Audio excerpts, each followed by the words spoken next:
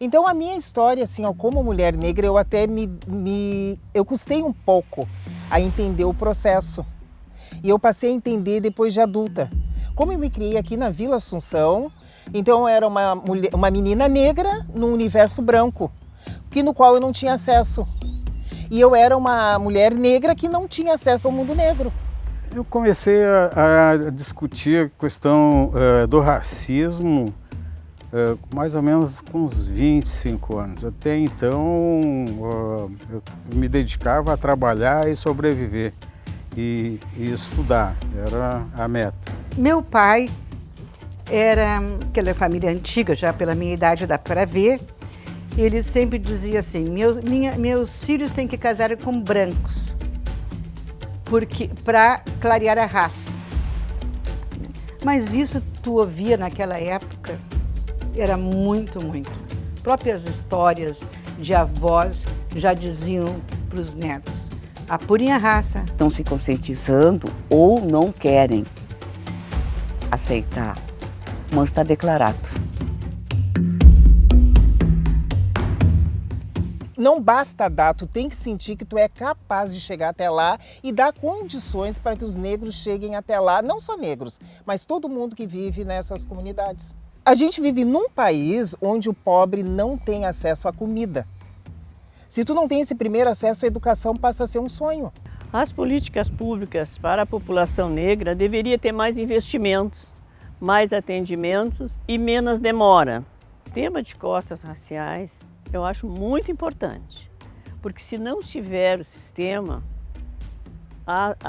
o pobre, o negro, tem pouco acesso. Tem que ser tudo como uma lei. E no Brasil, se não existir uma lei, mesmo com a lei, ela é difícil de ser cumprida. Agora, o que seria se não existisse? Olha, no meu entendimento, nessa política de cotas, eu acho que houve algum retrocesso. Diminuições de vagas, como é que eu vou dizer, demora em investimentos, que nem houve agora para o Enem.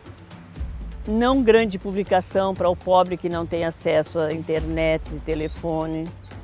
Quantos perderam vaga por causa disso? Então, isso para mim é um grande retrocesso.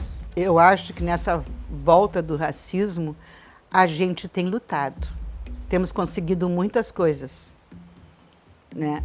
Por exemplo, as cotas, elas facilitaram que muitos jovens negros participassem da faculdade. E isso abriu a vaga nos empregos. Eu sou assim, ó, francamente a favor das cotas. Eu tenho na minha família 3 cotistas formados.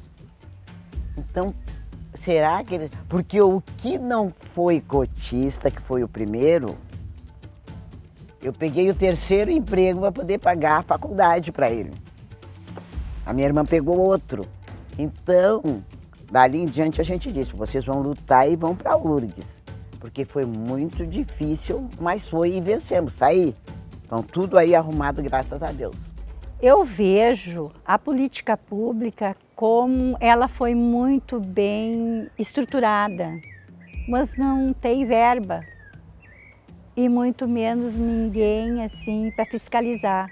Então, se não tem dinheiro, ela não anda, né? Já é difícil estudando, imagina se tu não tiver estudo. Então, é uma conquista. E a cotas tem que ter mesmo, é uma reparação. Embora que muita gente diz que a gente não merece estar dentro das cotas, mas eu acho que as cotas é necessário sim. Olha, o que falta é o governo investir melhor nessas políticas, porque as políticas já existem, gente. Ela já existe. Só apenas os governos não dão seguimento. Entra governo e o governo desmancha tudo e não dá a importância que tem que dar. Falta investimento e agora mesmo não vai ter, né? Porque o governo não está liberando. A partir do momento que nós temos um genocida, homicida na presidência, a coisa escancarou. As pessoas não cuidam mais do que falam. Se tiver que dizer na tua cara, sai para lá, sai porque eu não fico contigo.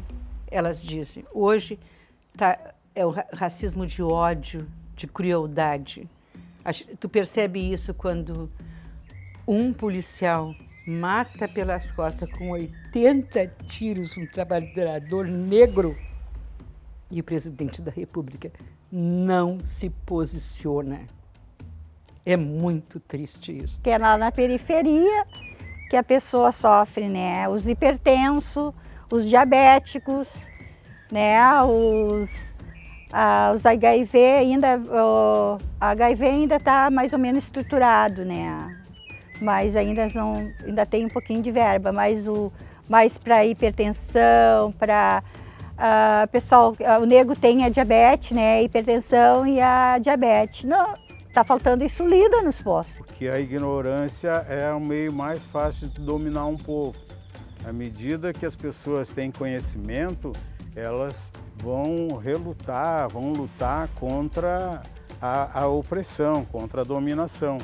Aí veio uma funcionária e a alegação da enfermeira da época para mim que a pessoa que vinha tinha que ficar no meu lugar porque ela não podia lavar as mãos muito seguido.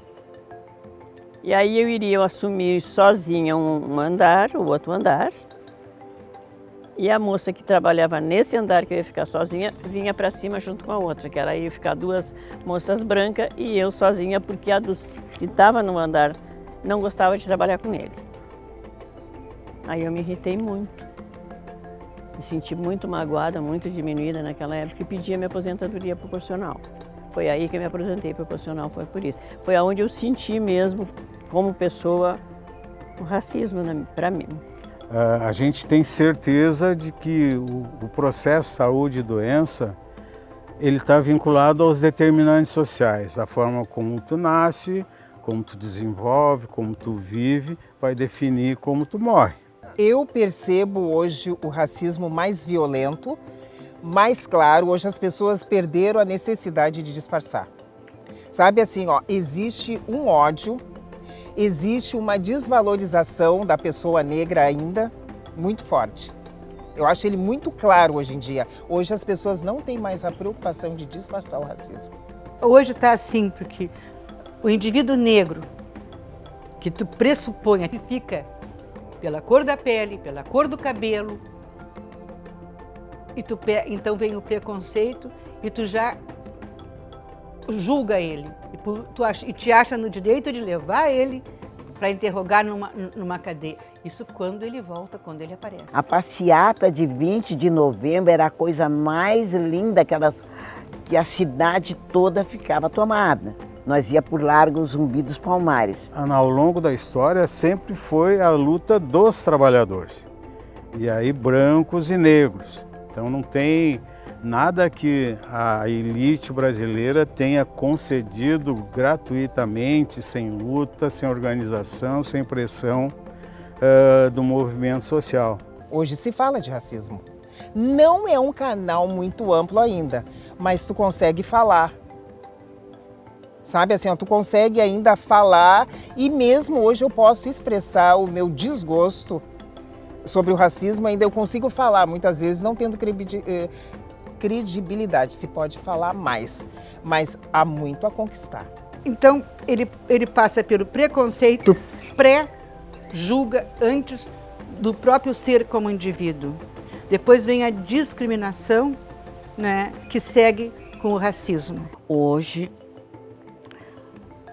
muitos negros já estão se identificando, já estão se colocando melhor, né, na política. A gente avançou muito nesse sentido, né? Só que é muito pouco.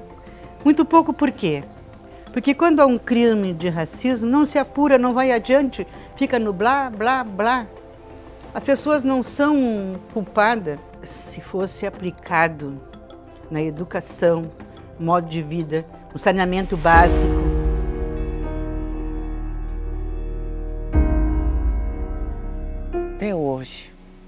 Até hoje, assim, a Vera foi uma colega, foi uma amiga, foi muito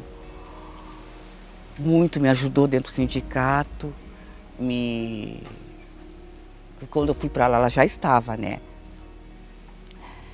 Então, assim, coisas muito boas eu tenho lembrança dela. E quando ela me convidou para a Secretaria de Gênero e Raça, eu não tinha nem noção também do que era. Mas fui, tranco, barranco, mas fui. Batalhadora, lutando sempre com uma visão, sempre achando que o negro iria sempre para frente. Ela partiu assim, com essa visão. Lutar,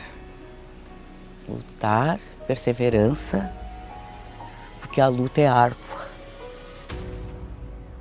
Esse era um lema que eu adorava conversar com ela.